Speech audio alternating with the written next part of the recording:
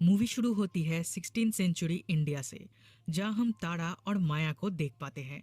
तारा जो एक राजकुमारी है और माया एक दासी की बेटी है, फिर भी ये दोनों बेस्ट फ्रेंड्स हैं। इधर हम और एक औरत को देख पाते हैं, रसा देवी। वो लड़कियों को डांस और प्यार के बारे में सिखाती है। तारा एंड माया दोनों ही उनकी तरह बनना चाहती है, ताकि वो दोनों भी मर्दों को अपने वश में कर सके। माया की माँ नहीं है, वो अपनी मौसी के पास रहती है। उसे हमेशा तारा की यूज किए हुए कपड़े पहनने के लिए दिया जाता है, जो उसे बुरा लगता है। इसके बारे में वो अपनी मौसी को बताती है।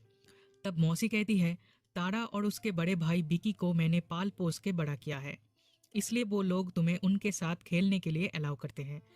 तारा के साथ डांस सीखने भी देते हैं।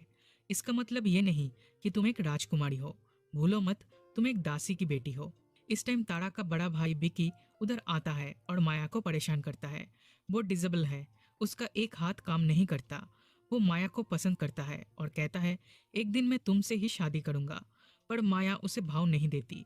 फिर उनकी डांस टीचर उन्हें डांस सिखाने आती है, लेकिन माया तारा से बेटर डांसर है। उसकी एक्सप्रेशंस एक्सीलेंट है, इसलिए टीचर माया की तारीफ करते हैं और तारा को और भी ज्यादा प्रैक्टिस करने के लिए कहते हैं। पर तारा राजकुमारी होते हुए भी एक दासी की बेटी से हार गई, इसलिए वो जेलस फील करती है। देखते ही देखते ये दोनों बड़ी हो जाती है। एक दिन पास वाले किंगडम के एक राजा उधर आते हैं। माया एंड तारा उनके लिए डांस परफॉर्म करती है एंड माया वॉज आउटस्टैंडिंग, इसलिए राजा उसे नए कपड़े गिफ्ट करते हैं। लाइफ में पहली बार उसे नए कपड़े मिले थे। वो बहुत खुश होती है। वो तारा को दिखाती है, बट तारा जेलस फील करती है और कहती है, ये कपड़े उतने अच्छे नहीं हैं। अगले महीने मेरी शादी है राज सिंह के साथ, उस दिन तुम ये कपड़े पहनना। यहाँ से सीन कट होके तारा की शादी दिखाई जाती है। राज सिंह शादी तो करने आता है, पर वो तारा को छोड़कर माया को ही देखने लगता है। ये देखकर तारा माया को यहाँ से जाने के लिए कहती है और उसके फेस पे स्पिट करती है। माया रोते रोते वहां से चली जाती है, लेकिन वो इस इंसल्ट का बदला जरूर लेगी।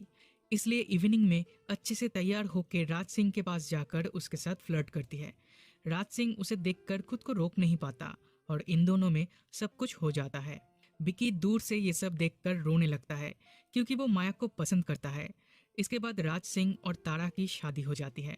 दिन विदाई की टाइम माया कहती है, आज तक तुम्हारे यूज किए हुए चीज मुझे मिलते थे, लेकिन आज से मेरा यूज किया हुआ एक चीज हमेशा के लिए तुम्हारा हुआ। तारा समझ जाती है माया राज सिंह के बारे में बात कर रही है, पर वो कुछ रिएक्ट नहीं करती, अपने ससुराल चली जाती है। दिन विकी माया को शादी के लिए प्रपोज करता है, पर वो मना कर देती है।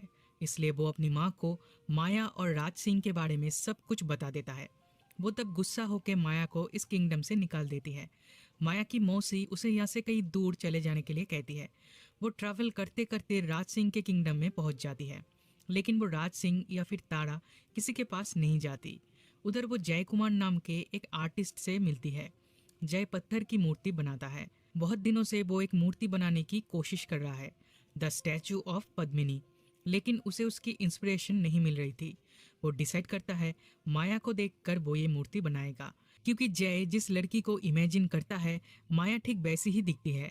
माया के पास रहने के लिए घर नहीं है, इसलिए जय उसे रसा देवी के पास ले जाता है। रसा देवी उसे एक्सेप्ट करती है और अपनी बेटी की तरह उसका ख्याल रखती है। जय मूर्ति बनाना स्टार्ट करता है और माया के साथ मजे भी करता है। वो उसे पूरा किंगडम घुमाता है। धीरे धीरे माया उसे पसंद करने लगती है। फिर एक दिन उनके बीच सब कुछ हो जाता है, पर जय अपने काम में कंसंट्रेट नहीं कर पा रहा था। हर जगह उसे माया ही दिख रही थी, इसलिए वो माया से ब्रेकअप कर लेता है। माया उसे समझाने की बहुत कोशिश करती है, पर वो नहीं समझता। तब माया रोते रोते रसा देवी के पास चली जाती है।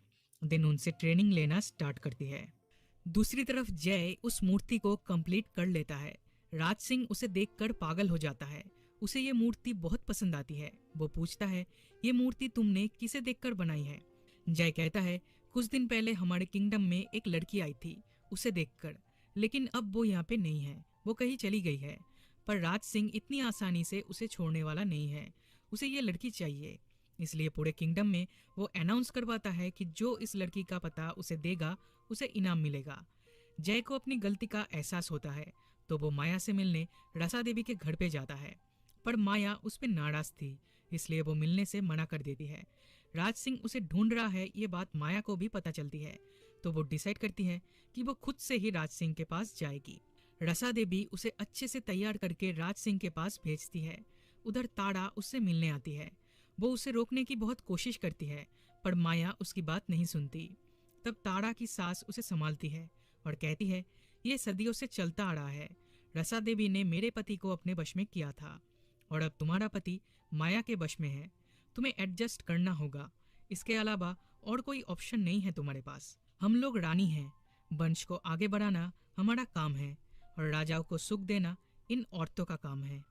दूसरी तरफ राज सिंह के कैरेक्टर के बारे में बात करें तो उसे अपने किंगडम की कोई परवाह नहीं है। उसे बस लड़कियों में इंटरेस्ट है और दिन भर नशा करता रहता है। उसका दुश्मन शाह उस पे हमला करने वाला है, ये बात वजीर आके उससे कहता है, पर वो इस पे ध्यान नहीं देता। वो माया से मिलने चला जाता है। उसे देखकर वो पहचान जाता है कि शादी के दिन वो इससे ही मिला था। इन दोनों में फिर से सब कुछ हो जाता है।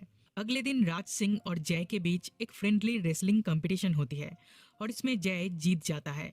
राज सिंह उसकी तारीफ तो करता है, पर साथ में कहता है अगर जय फिर कभी उसे हराया तो उसका अंजाम बुरा होगा।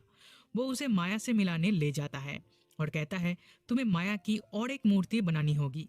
जय कहता है इसलिए उसे प्राइवेसी चाहिए, मूर्ति बनाते टाइम कोई भी इस रूम में नहीं रहना चाहिए। तब राज सिंह अपने आदमियों को लेकर वहां से चला जाता है। जय माया से माफी मांगता है। वो कहता है माया को छोड़कर उसने गलती की है, वो उससे शादी करना चाहता है। तब माया भी मान जाती है।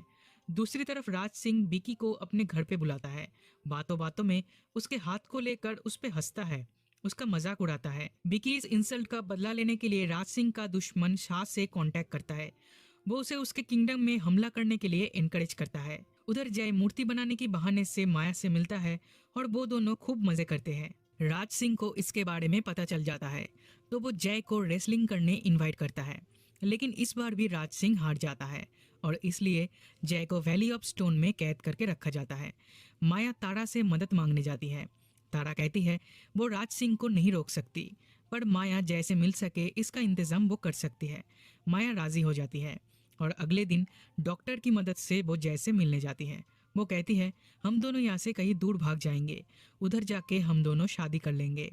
रात में वो राज सिंह के पास जाकर कहती है वो उसकी हर एक बात मानेगी, बदले में जय को छोड़ देना होगा। पर राज सिंह समझ जाता है माया झूठ बोल रही है। वो कहता है कल ही मैं जय को मार दूंगा, और ठीक ऐसा ही होता है। वो जय को हाथी से कुचलवा के मार देता है। माया ये सब देखती है पर कुछ कर नहीं पाती। दूसरी तरफ शाह हमला करता है, राज सिंह को खत्म कर देता है। तब हम माया को देख पाते हैं, वो अपने प्यार को खो चुकी है। यहाँ पे उसके लिए और कुछ भी नहीं बचा, इसलिए वो यहाँ से जा रही है। और इसी के साथ ये मूवी यहीं पे खत्म हो जाती है।